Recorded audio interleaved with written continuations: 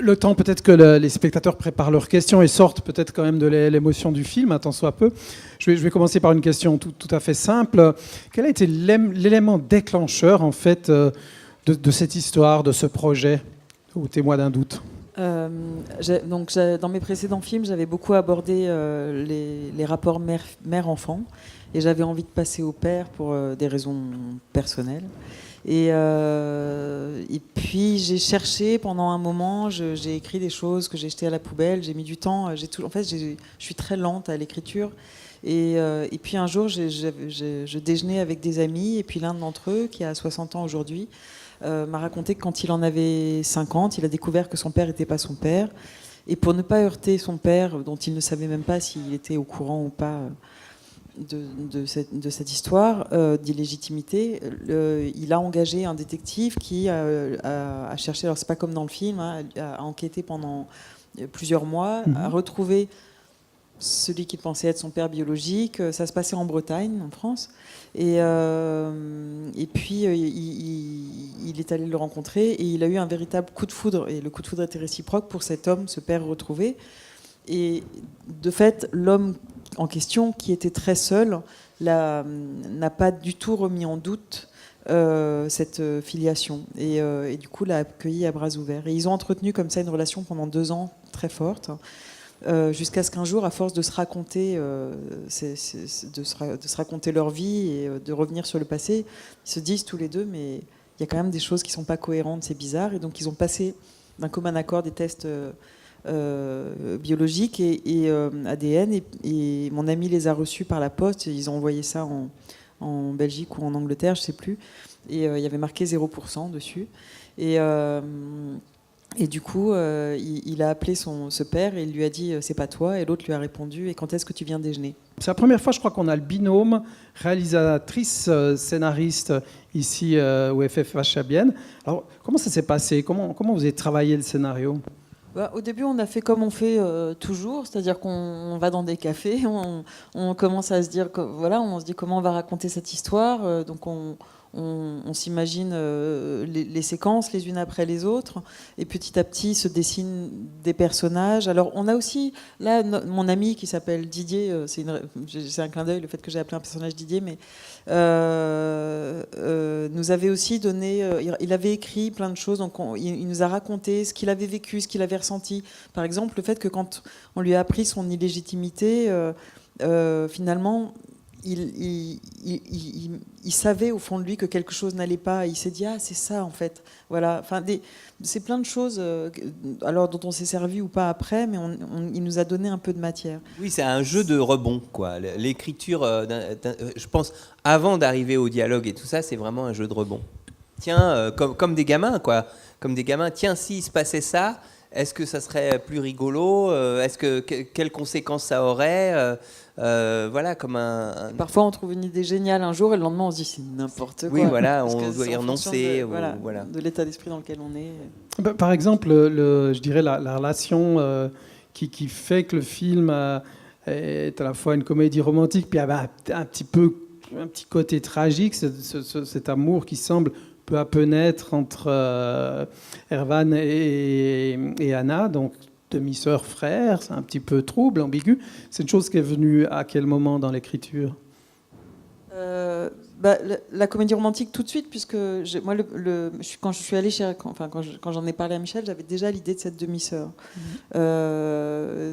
Mais voilà, après, ça s'est construit petit à petit. L'idée de faire une espèce de double comédie romantique, quoi. Il a à la fois, il a 2 amants en fait. Il a son père et il a, amants. Et cette femme, voilà, c'est un peu. Voilà. Et ensuite, cette idée aussi, parce que vous parlez d'un fond tragique, alors je ne sais pas s'il est tragique, en tout cas il y a une gravité. Grave, oui.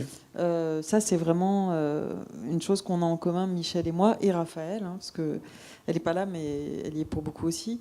Cette impossibilité de laisser les choses tomber dans la gravité trop longtemps, et la nécessité de repartir dans la comédie dès qu'on commence de n'avoir aucune complaisance ni pour le drame, ni pour la comédie d'ailleurs. Et le fait d'être scénariste et en même temps réalisateur, est-ce que ça complique la tâche ou ça la simplifie ou vous avez plus de compréhension pour ce que cherche Karine Tardieu? C'est très agréable parce que, en fait, c'est comme un exercice intellectuel de se mettre au service de l'imaginaire de quelqu'un d'autre.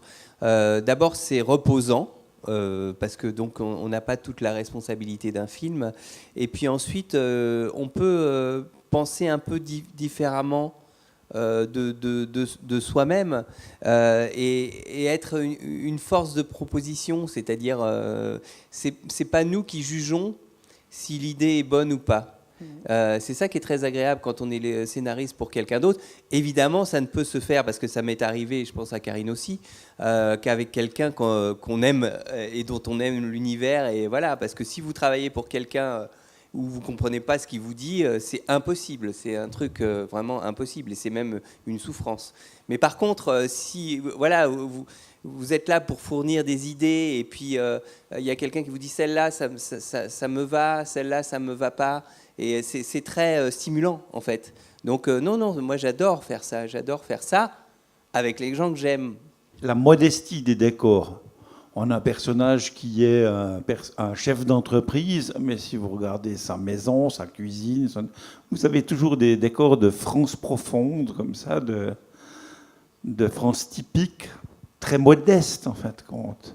C'est un choix. Je ne connais pas vos logements. Faudrait que je rentre dans vos maisons. C'est très riche, bien. Hein. Pour savoir si vraiment ça paraît petit, quoi, et cheap. Mais c'est une bonne question, je trouve. Ouais.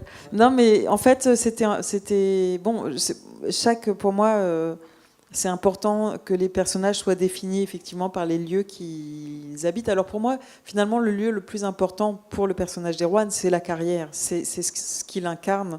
C'est ce lieu où il va déminer pendant tout le film. De la même manière que, par exemple, je dirais le lieu de Didier, c'est sa voiture. Que celui d'Anna, ça va être son cabinet médical. Celui de Bastien, ça va être son bateau. Voilà. Mais l'appartement dans lequel ils habitent, pour moi, c'est Erwan et sa fille, c'est surtout un appartement dans lequel une femme est morte 10 ans plus tôt, ou voire même un peu plus, et c'est un appartement qui s'est figé dans le temps. C'est ça que ça raconte. Et donc, il n'a pas été investi plus... Suite, pour moi, c'est ce que j'avais demandé à mon chef décorateur, c'est-à-dire tout s'est arrêté le jour de la mort de sa femme. Et donc, ils n'ont pas repeint, ils n'ont pas changé les placards, ils ont... Voilà. C'est sans doute ça qui peut-être transparaît dans ce que vous avez aperçu de l'appartement, qui n'est pas si petit que ça, en fait. Hein. Et le lieu de tournage, précisément en fait, ça s'est tourné en Bretagne, dans le golfe du Morbihan, et un petit peu plus au nord, un endroit qui s'appelle la Ria d'Etel. C'est ce bras de mer qu'on voit, notamment dans le dernier plan du film. En